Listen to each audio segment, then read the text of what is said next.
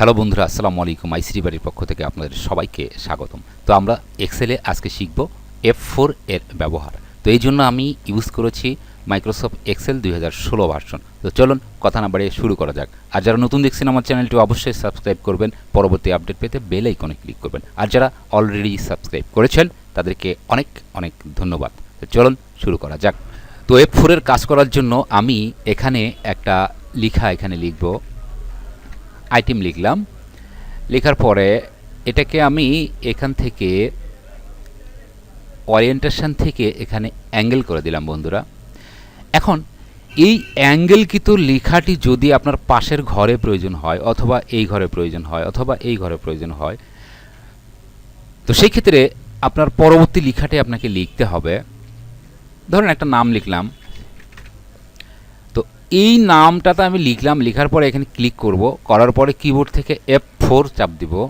তাহলে কিন্তু ডিজাইনটি বন্ধুরা এখানে অ্যাপ্লাই হয়ে গেল। আবার আরেকটি ডিজাইন এখানে করব। এখানে হাসান লিখলাম, এই লেখাটাতে ক্লিক করব, করার পরে কিবোর্ড থেকে F4 চাপ দিব। তাহলে যে ডিজাইনটি আমার আগে থেকে তৈরি করা ছিল সেই ডিজাইনটি কিন্তু এই নামটিতে অ্যাপ্লাই হবে। আরেকবার আমি দেখাচ্ছি। তো এবারে এখানে একটা লিখব, আইটেমের জায়গায় আমি একটা র্যাম লিখলাম। রাখার পরেই আবার ওরিয়েন্টেশন এসে এটাকে আমি করে দিব রোটেট টেক্সট আপ, এরকম আছে বন্ধুরা। তো এখন এই লেখার মতো ডিজাইন নিচে প্রয়োজন। তো সেক্ষেত্রে নিচে লিখতে হবে, আগে লিখতে হবে হার্ড ডিস্ক লিখলাম।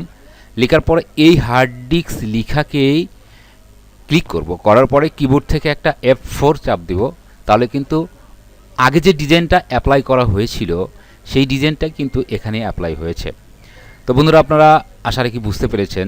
যদি টিউটোরিয়ালটি ভালো লেগে থাকে আপনারা একটা লাইক দিবেন, কারণ আপনার একটা লাইকে আমাকে ভিডিও তৈরিতে উৎসাহ যোগায়। আর যারা নতুন দেখছেন আমার চ্যানেলটি সাবস্ক্রাইব করবেন, পরবর্তী আপডেট পেতে অবশ্যই বেল আইকনে ক্লিক করবেন। ধন্যবাদ সবাইকে।